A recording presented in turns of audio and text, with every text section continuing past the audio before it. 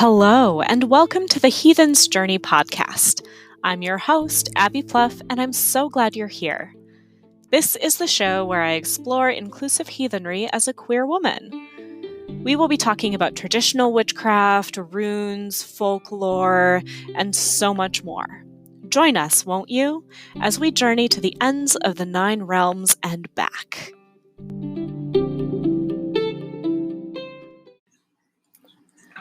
Welcome back to the Heathen's Journey podcast. I'm so excited to have my first interview for you today. So this interview is with Kari Tauring. She is one of my teachers here locally. She is a professional musician, a Völva,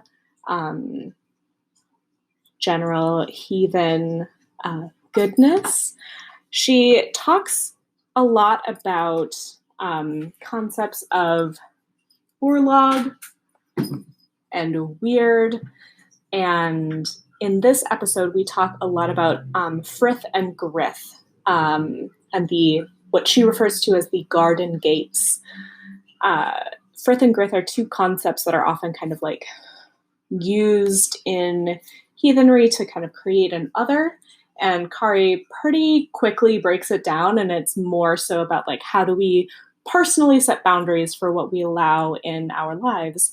I know a lot of us radicals really struggle with boundary setting, and I think that the tools of frith and grith are very helpful for learning to set your own boundaries. So I look forward to this conversation.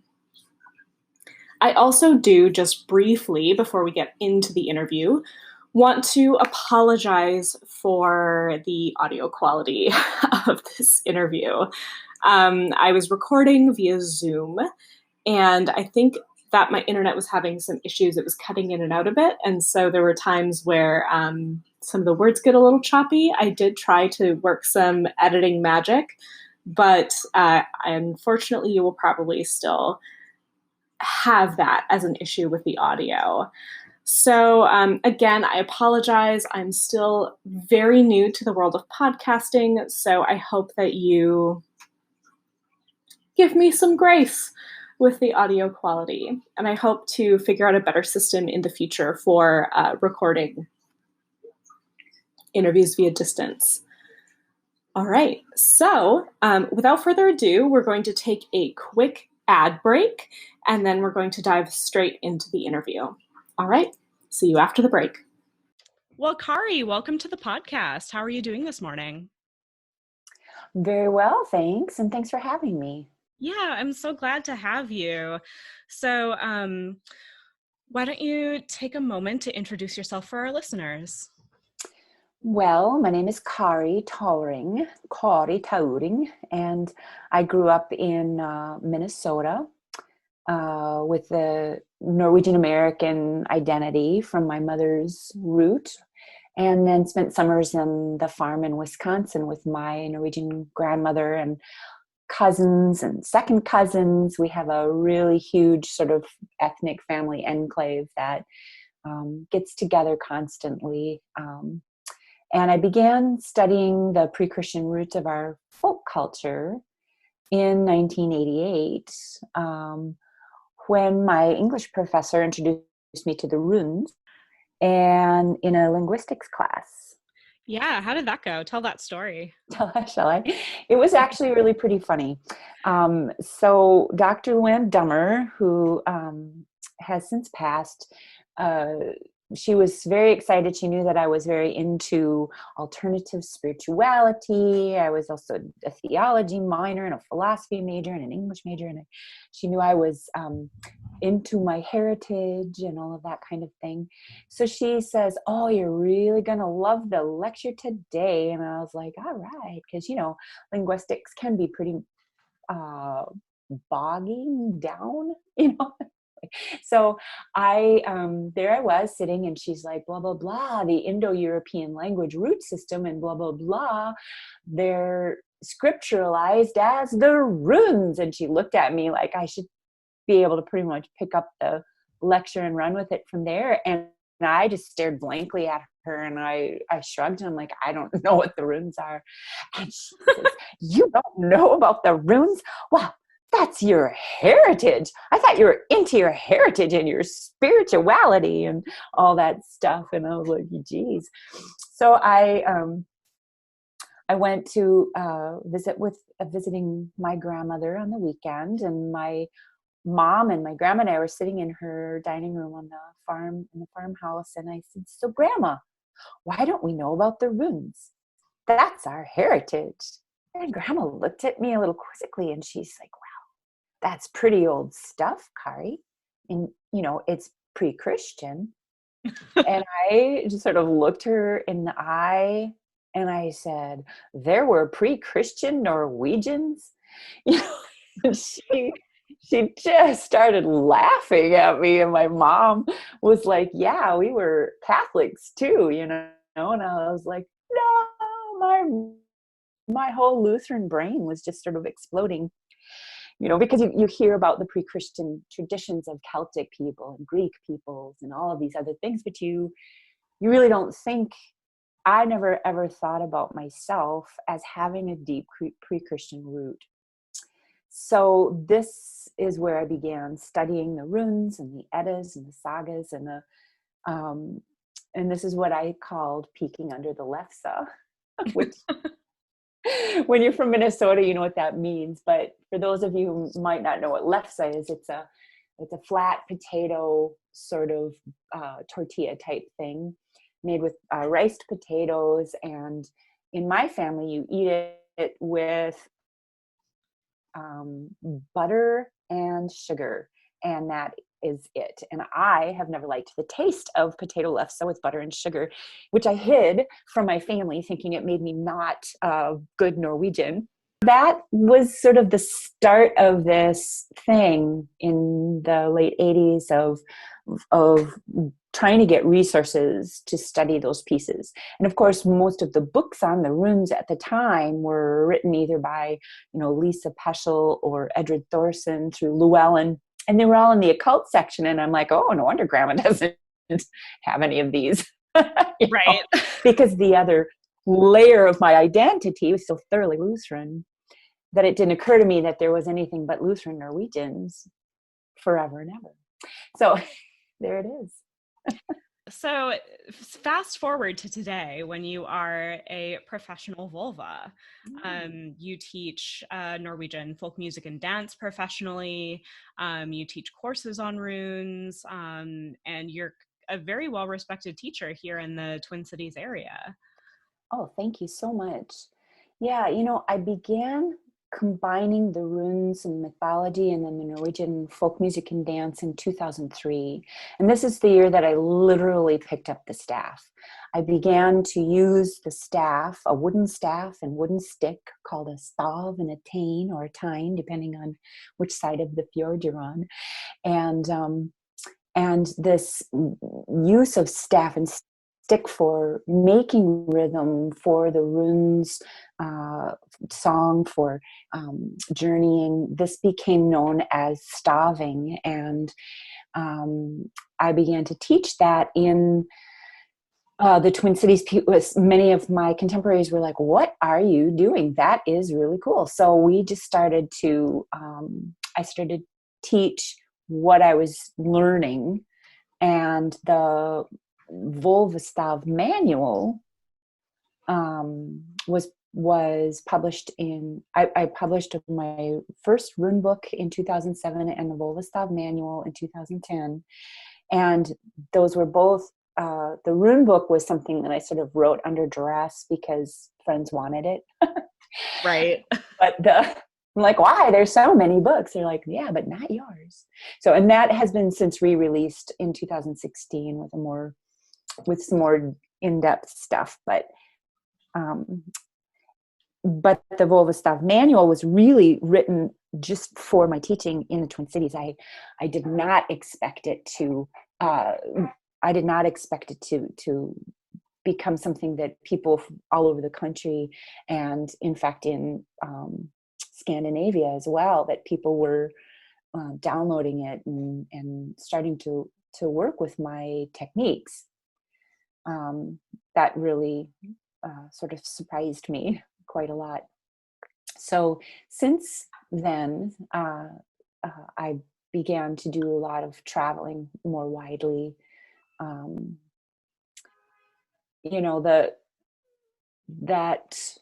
moment when the runes and my musical life came together was really profound in 2003, because I've been doing music professionally since the early 90s. But the runes and the music had never really dovetailed until just this moment when I was using Stav and Tauring, and this Hardanger fiddle player, Karen Solgaard, was playing the trancy. People don't know what Hardanger fiddle is. It's a Norwegian national instrument, and it's like a fiddle, but it has some sympathetic strings underneath the fingerboard that resonate and create this amazing trance-inducing sound. And I realized at that moment that I was going to need to, Karen said to me, Kari, I really like all this, deep spiritual work you've done, but you're never going to really understand the deep spirit of your people until you can sing their songs and dance their dances. And it just gave me the chills. And I thought, well, shoot, now what do I do? Because now that's a whole study. It's a whole immersive study. So I began immersing, and she gave me lots of resources. I did a project called the Huldra Project. And the Huldra are these cow-tailed fairy ladies that abound in Norse and Scandinavian folklore. And then studying the sharing, these honored ladies from folk songs that are always doing magical things. So the intersection of the folk, more contemporary folk manifestation of my culture, and the ancient roots that they came from is what I have been working with, mending. Where there are broken threads, I'm able to spin something authentic from the root, which is something that has given my work a lot of interest broadly. It's authentic voice and resonance in the folk culture. Yeah, and it feels very different from a lot of, for example, like Asatru that I've come across. Like what we do here in Minnesota is much more deeply connected to like the Norwegian American immigrant experience. Yes. And I don't want to get I don't mean to get Norwegian centric either, because Swedes and Finns but 800,000 Norwegians moved to Minnesota during the Romantic period, when these folk tales and folk stories were really starting to emerge out of the Norwegian culture particularly, but all over the place. And of course, alongside that emergence of folk culture, some of it was used to bolster the national identity of Norway as a newly free country from Danish and Swedish rule over 400 years of occupation. And then some of it throughout the rest of Europe was surfaced in order to promote ideologies that are not consistent with pre-Christian, what we know of our pre-Christian ancestry, such as white supremacy and Nazi ideology. Yeah. And so we're doing a lot of work locally to heal to heal that, to move beyond, like, oh, the, Norwegian folk traditions or Germanic folk traditions, support this, because they genuinely don't. The deeper you Right. look, the more I find it just, they don't support white supremacy. Right. Yep. That was really something that came up out of an injured cultural psyche. After Germany's really difficult defeat in World War One, the entire psyche of the country had been, after Germany's defeat in World War One, the entire country's psyche was shattered. And I think it's really the fault of the rest of Europe in many ways, because had they actually supported Germany in rebuilding, they might have been able to bolster the psyche of the culture so that the ideology of no, we're actually the greatest may never have been, while it was probably would have arisen, it might not have been so readily felt as a balm of healing. It might have been seen for what it was, which is an aberration of what it means to be human. Right. It's kind of goes back to that saying, hurt people hurt people. Yeah. Yeah. And so we do a lot of work here in the Twin Cities and in Minnesota in general, trying to teach around and heal around the hurt urlag of our individual family of origin, um, threads of urlag, threads of our family of origin, stories, histories, and um, you know, the cultural trauma that we have both inherited and have perpetuated in our urlags. So that's a wonderful thing that comes out of our heathen culture here in Minnesota. Yeah. So I want to circle back because we tend to have very spiralic conversations, which is great. But I want to circle back just to talk about, so you are a professional vulva, and a lot of people who are maybe just starting out into heathenry, or who have only really looked at it from certain angles, may not know what a vulva is. So what do we know about the vulva? How do you define yourself as a vulva? And what do we know about the vulva from folklore and mythology?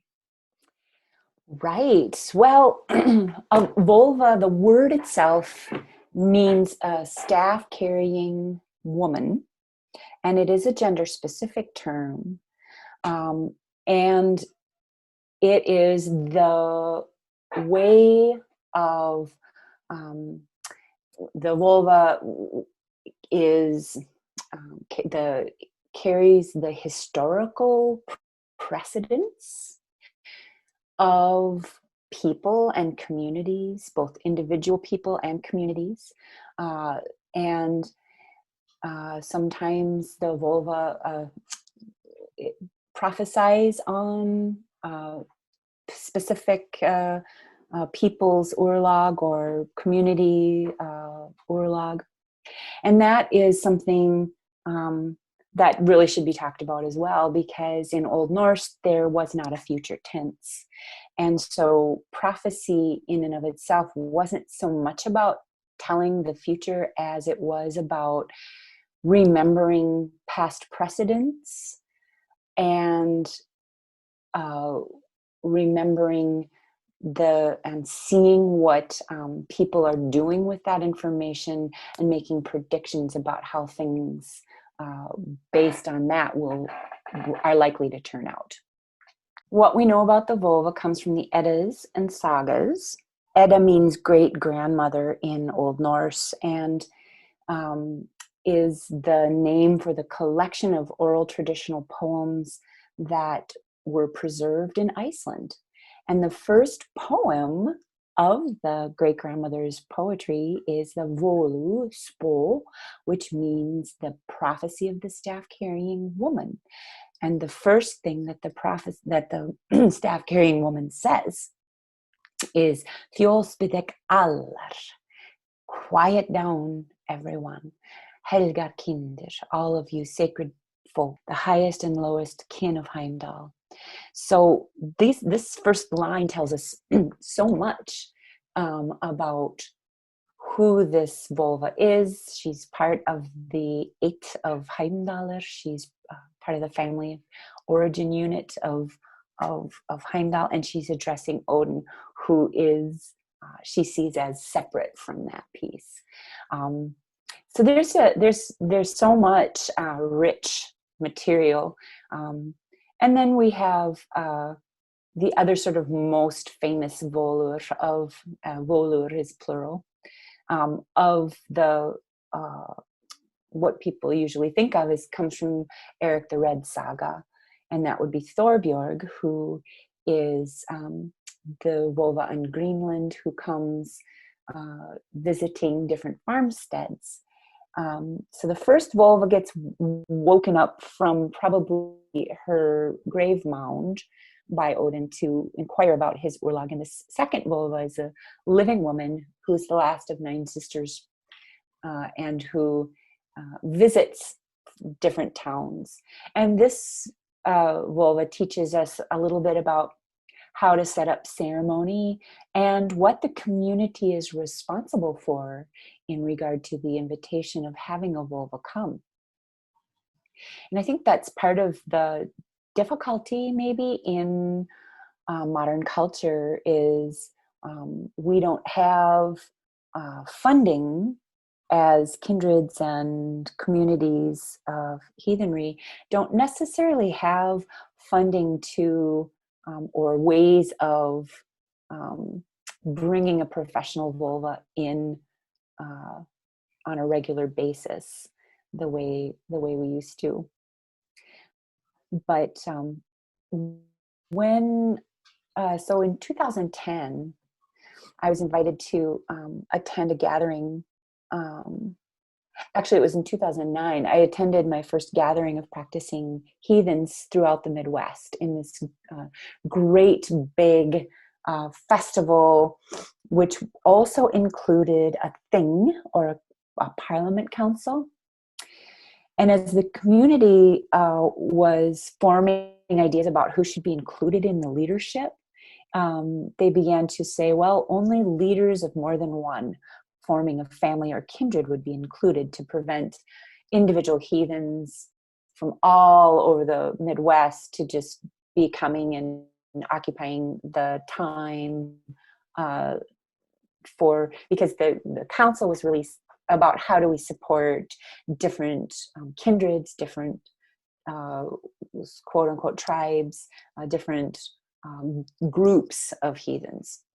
And so one of my questions was, how does a Volva fit in to this? Because in Minnesota, we have defined the Volva as somebody who does not align with or commit to a kindred or group. We are oathed to our own personal Urlag and to the Norns as keepers of the community weird, which is the web of weird that is based on community interaction, different Urlags coming together to create weird. And so it's precisely this impartiality that's required in order to serve as a Volva for the broader community.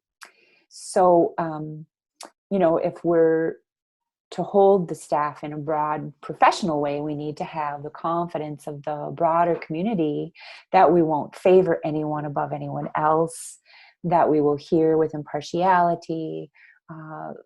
So my work in boundary setting and communication was really paramount to the decision by unanimous vote that I would represent the attending heathen communities from around the Midwest as a Volva. I have,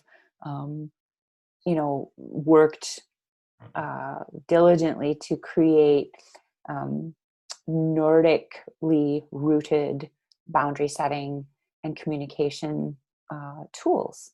So though I had been teaching and leading groups in Völva Stav, which is my what I called my own personal study, the staff carrier's staff, what it means to me. For over 5 years, this was the first time, maybe even in the history of the United States, or maybe even in the history of the world, that a large gathering of individual kindreds and family groups ever voted to keep a professional vulva. I don't know where this may have ever happened before. So then in the following 5 years, we honored the role in the larger community through needs expressed by the community.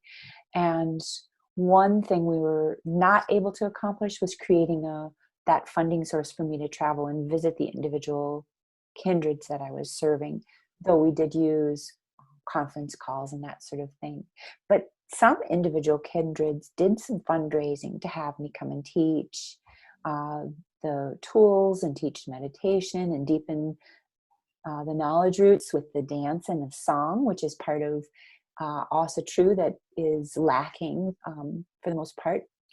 And so I was able, so some kindreds funded me through other festivals that I would perform at that would then pay me, and then I would do work for the kindred. So pagan prides around the country, Trothmoot several times, different Scandinavian festivals. And then, so I've traveled around the country from Mississippi to Michigan, Portland, Oregon to Portland, Maine, and even Norway, Finland, and Sweden over the last 10 years. So now in 2020, I have a guild of 8 women locally. 2 are in Wisconsin and the rest are in Minnesota. And these are women who practice Völva Stav personally and professionally. And the bulk of my teaching has of course gone online through Need Fire Wellness and Academy out of Portland, Maine. And then my own culture center here in Minneapolis, Norway House, has been videoing me and my Nordic root classes and things. So that's something all your listeners can tap into. And then I've recordings, 2 books, an iPhone app, all sorts of free video lectures, and then I do take a few one-on-one students, but not too many of them. So yeah. Yeah, that's wonderful. Such a rich tapestry of work. So your first recommendation for people who want to work with you, whether that's one-on-one, like you said, you don't take on too many one-on-one students, or just kind of within the other classes that you teach, is for you to take your Frith and Grith class. So you do have your Frith and Grith class online through Need Fire Wellness and Academy, although I know that when we're not quarantining, you do teach it locally here. But let's kind of talk about what these concepts are. Sure. Grith. What is Grith? Frith is a goddess whose name means peace, and she is one of the 9 sisters who sit with Menglot on the mountain of medicine, who is named in the Svipdagsmal. So the Svipdagsmal is part of the Elder Eddas. And while we only have a name of each of these goddesses, the names that they carry speak deeply is in their roles as healing goddesses. So Frith also, Frith or Frid, depending on if you're going to anglicize or scandalize the name. Scandalize that to Frid, means peace in Norwegian, for example. And so she is the goddess who protects our deep in-guard. So what is the in-guard, you might? So listeners might want to get a piece of paper and kind of follow along with us if they want to. Draw a small circle and then a larger circle around that, sort of like a target. So guard means fence or enclosure and is the root word of garden. It also means farm in Norwegian. So think of an old farmstead. There's the house in the center and a little picket fence around the house. And this is the frithgard of the ingard, or the inside the fence, whose key word is always. So when I think of my life in summertime on the farm, what are the always of my grandmother's frithgard? You always take off your barn boots before entering. You always behave well in the house, no rough housing, that kind of thing. So there's this sort of central space. And in the body, I talk about the frithgard as starting from the heart center out to the elbows. So if you place your hands on your heart and you hold your elbows out like little tiny wings, think of doing the chicken dance. And from that out to your elbows is your frithgard. So think about who are people that you always allow inside that space, or things that you always allowed inside your frithgard. Words or deeds, for example. So then outside the frithgard gate, there are the barns and other outbuildings and the closest fields, and there's a fence around all of it. From the gate of the picket fence around the frithgard to the gate around the full farm enclosure is called the grithgard. And Grith is a giantess whose name means truce. And the key phrase for this area is by invitation only. So it is by invitation only that we might open the gate for visitors, or by invitation that we can roughhouse. So grandma says, you kids take it outside, So everything then outside of the Grith enclosure is what we call utgard, or outside of the fence. And the key word for utgard is never. Things we never allow onto our farmstead. And in terms of the farm, that might be something like hunters, there's you can see a lot of no trespassing, no hunting signs on the edges of people's farmsteads, because they don't want their dogs or cattle being shot by mistake, or possibly wildcrafters, some people who might be coming onto your property to pick certain herbs or something that you might be already tending and ready to use for your own purposes. They have to obtain permission to enter the grithgard. And so the grithgard in the body goes then from the heart space to the fingers. So you've got your frithgard to your elbow, and then you extend out to your fingertips. And this generally is a yard. It's about the size of a yardstick. And if everybody keeps themselves a yard from everyone else, you will have what we call this physical distancing norm that we are trying to promote, with 2 yards between people, or 6 feet, my 3 feet and your 3 feet. And this is what I've been calling the Nordic norm. It's usual that we want to keep people at arm's length. When people then come into your grithgard, if they are people who you don't know, or you don't feel comfortable with their energy or whatever, you want to keep them at arm's length. And if people come into your grithgard who you know and love, and who are in your always, like my life partner is in my always, and so I want to embrace and bring him all the way into my frith guard.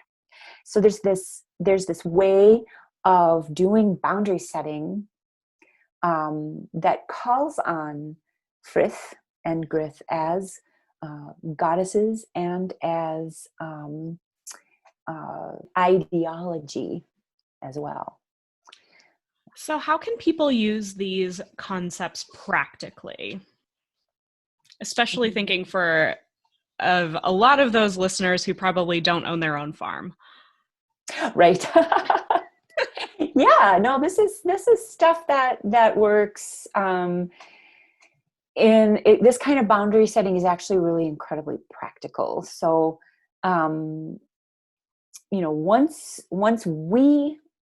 I ask the listeners to write the word frith and always on their paper, and list the things that are always recommended or always welcome into your life.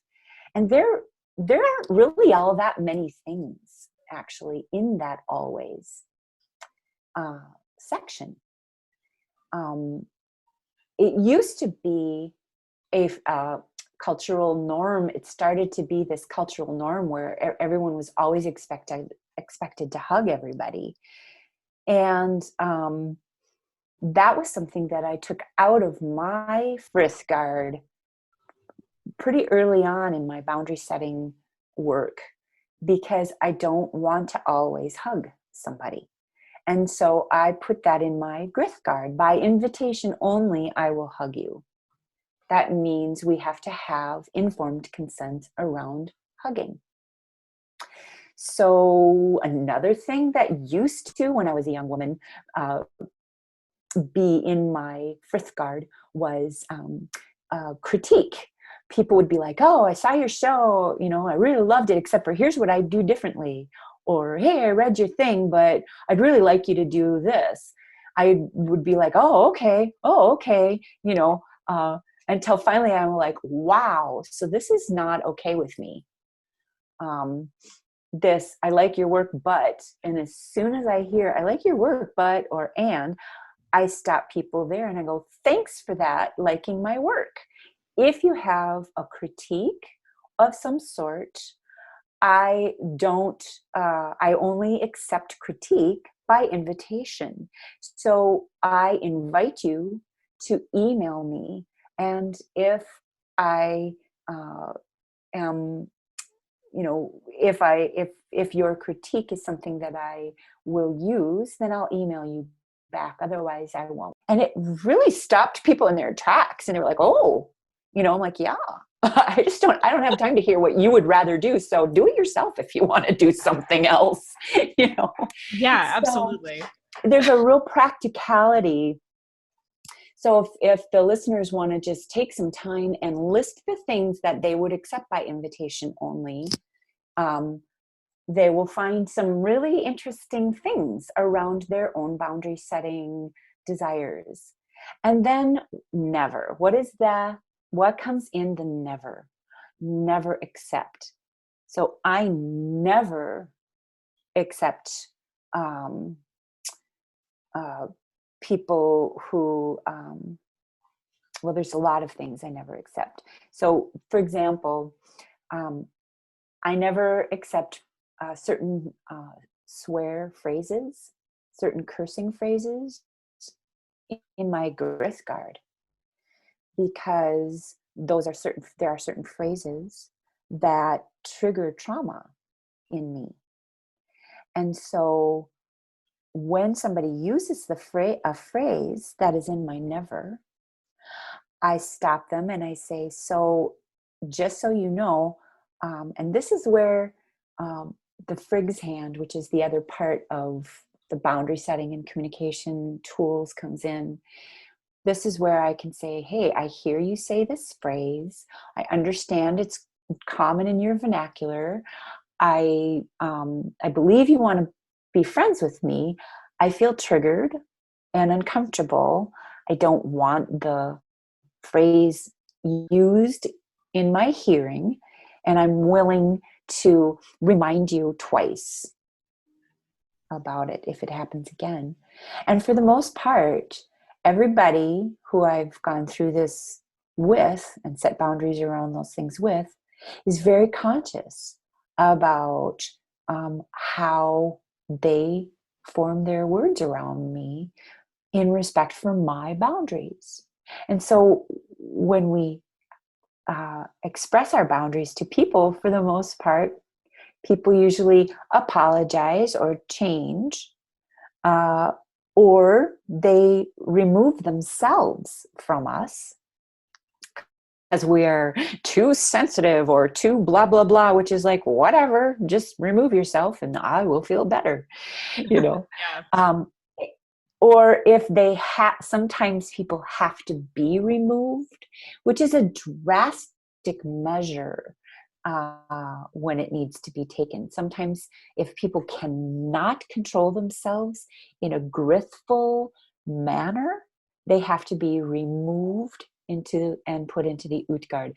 Something that happened in Asatru early on was there was this, everyone's either going to be in there, is either frithfully yours, frith, with people who you hardly even met before. And then the minute you offend me, you're Utgard, now you're outlawed, blah. You know, it's this sort of, this kind of a system that was run on a modern concept of false dichotomies, of either ors, that our ancestors did not have. We had a broad spectrum of what is healthy and unhealthy in the world, and we understood that there could be aspects of all things uh, it bundled together, which is why we created growth in the first place, which is why we create this sort of thing of like, growth means, you know, I don't have to like you, I don't have to agree with you, I don't have to have you anywhere in my Frithgard in order to have a communication with you that is clear, honest, and respectful. And that has to be our main goal. Grit is really, truly our main goal. Right, absolutely. Well, and I think too that as we're talking about the in-guard and the out-guard and these concepts, that they can be fluid too. Yes. And when they're not, when they are rigid, it precludes anybody from learning. Right. So if somebody comes in and says, I've been reading about, you know, the neo-Nazi white supremacist material, and I find a few things in there that that I that I have questions about or have sort of agreements about, we can say, okay, in the Grith Guard, we will talk about those pieces. I will educate you on those pieces about where they come from in Christian society, because they do not come from a pre-Christian concept. So, you know, as a professional vulva, that's part of my job. Right. Somebody needs to kind of be able to have a communication and, Mm-hmm. you know, intercede, I think, or, well, not even necessarily intercede, just like Exactly. provide other perspectives. Because if There you, you go. Yep. as soon as you just Yep. shut people out, and I would also say too, you know, this depends on your personal development. So you as a professional vulva have, you know, a duty within the community, whereas, you know, if somebody were like, I don't know, like a black heathen, for example, I would not expect for that to be like one of their duties. You know, I wouldn't expect it to be anybody's duty. Right. Period. Um, you know, in our guild, we have a vulva who is African American and German. So we each get to choose what parts of being a vulva we want to do. Right. And so if it's something that she feels she wants to address, that's absolutely her choice. And then she's got the backup of 7 other rollers, to Right. help. But an individual person, doesn't have the, necessarily the duty to do such things on behalf of any community. Um, so that kind of also goes into the difference between a person who is carrying the staff for their family of origin and their community. The carrying the staff for your family of origin means being the one that your family recognizes as healing the urlag of the family system. And that is where it always has to start. In Völva Stav, that is the primary objective. We work on our own family of origin first. And that's one of the reasons why I ask people to take the Frith and Grith class first, because we can use these tools with our family of origin. Not all of us have parents who we even can talk to, or that are still alive, or maybe that we even know. But we need to talk about the urlag that we carry as individuals, and within our own family of origin, and with our own culture of origin first, before we can do an impartial holding of other people's urlags and family of origin and culture of origin issues. Yeah, kind of And like, so, yeah. yeah, so it's kind of like manage yourself first. Absolutely. And Yep. then you can expand outward. I mean, like, I think that people have a lot of deep healing to do even within themselves, so like Oh, that's like the absolutely. deepest layer of the frith, is like what is going on within me. And then Yes. moving outward to, okay, who is in my always, and how, like, how are we relating, and how are we healing our urlog together? And then you can begin moving outward. Exactly. Yep. Yeah. In Grithgard, everybody needs to do the Grithgard piece, because even in these quarantine times, we have to go out into society. So part of the Grith for us here in Minnesota is that we have agreed in a grithful way that is respectful of others to wear masks when we go to the store. That's something that is an agreed upon grith contract. Right. So we need to do all of these pieces, but it is only in doing our own self-study and our deep urlag work, family of origin, culture of origin, urlag work, that we can begin to heal down our own root to the place where we can come to a broader community in a healed way, so that we aren't triggered by anybody's stuff, because we've dealt with all those triggers. And in that way, we can carry this impartiality and sort of an impeccability around serving. And people ask me a lot about, there's a big difference in Norse culture compared to a lot of sort of neo-pagan cultures, where spiritual help is supposed to be in neo-pagan cultures. It's like, oh, you don't charge for this, and you don't charge for ritual, and blah, blah, blah. And from the perspective of a working vulva, we aren't required to do anything for anybody else, because the bulk of our work is for ourselves and our family of origin. And so if somebody which is super time consuming, Yeah. I mean, I think about that, I'm like, oh, I have 2 older sisters and 2 younger sisters and their partners and their my nieces and nephews. I have 2 living parents. I have two living aunts.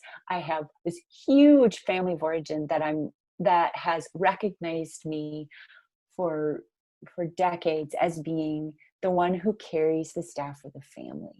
I'm the one who does the genealogy along with the aunts. You know, I'm the one who's visited the home places in Norway. I'm the one who carries, who talks.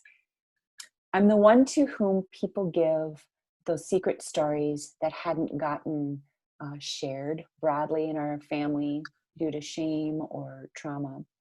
So I carry that already for my family, and I have zero interest in helping anyone else with their family of origin stuff unless they are on the road of healing themselves through these methods of vulva stuff.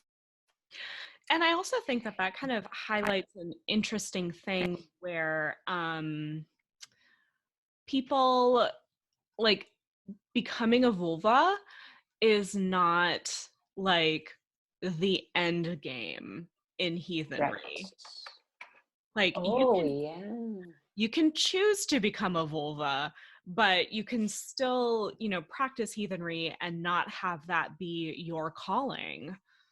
Right. I mean, a vulva is a completely different sort of thing compared to a Githia or godwoman or Gothi, compared to a law speaker for a kindred, somebody who holds the kindred stories and few the laws or customs of the kindred. You can practice individually within your own life. You can join a kindred or a group and become a teacher of things, or somebody who maybe, you know, there's lots of different things. You can be a rune reader without being a vulva. You can be you know, all these things. There's many, many things. So the thing that differentiates a vulva is that we do all of these things and. Right. Exactly. And I think also, never mind. I lost my thought. Sorry. That's all right. I know it's like, it's a lot to sort of put our brains around, and it's very, very different than, you know, it's different than, say, for example, a Wiccan track where everybody is meant to be a priestess or priest, you know. That's actually what I was going to say. Yes, it's very different from becoming a priestess. Yeah, it is. So a priestess in Norse tradition is a Githia or a Gothi. And that is a very fine thing to do and to study. And there are even ordination programs, like, for example, through the Troth. Our Troth is a national organization based out of California. And you know, Diana Paxson has been sort of one of the focal people who created the Troth from the ground up, and her work is wonderful. And I there's absolutely no reason why people shouldn't, you know, practice on whatever level they are feeling called to do. It's just that to carry the staff for your family is one thing, and then to carry it for the broader community is a very big commitment that requires many years of training in boundary setting. And you know, so I think a lot of people who've been to Trothmoot or different pagan, like Paganicon, Diana Paxson's visited and done her large spo ceremony or prophecy ceremony, which is very different than how we do it here in Minnesota, but it's been something that she's been doing for many years. And that is and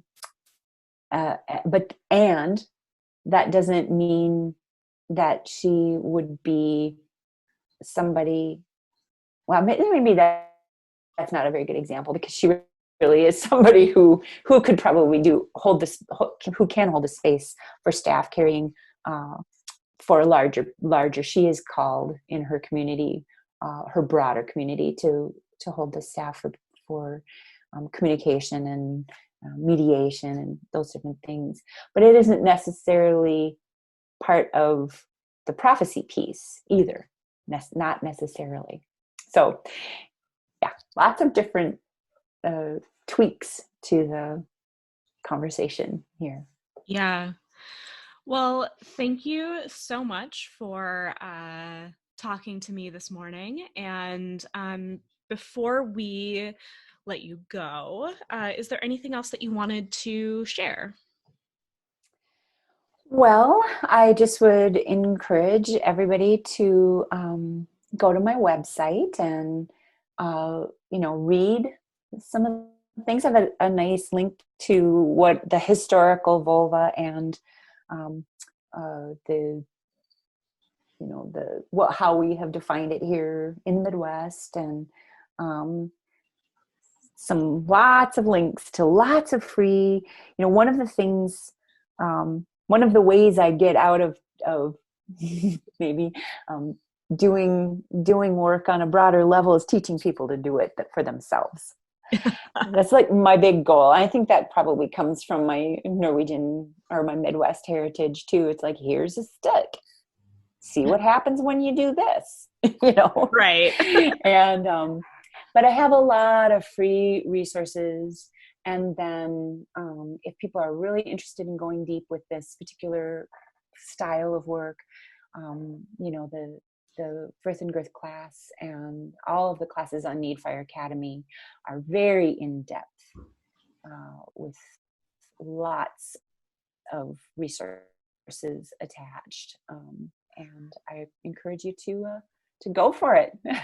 Yeah, I also encourage our listeners to go for it. I've been taking both your Frith and Girth and your runes class, and they're fantastic. Thank you so much. All right, Kari. Well, thank you again, and I will talk to you again soon. Thanks. I'll look forward to it. All right. Bye-bye.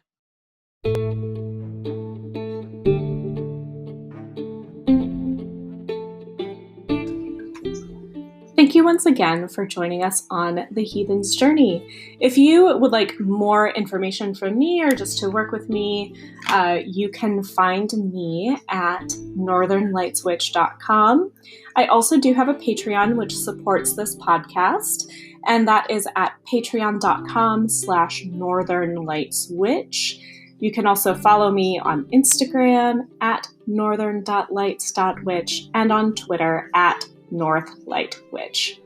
I hope to talk to you very soon, and until next time, see you later.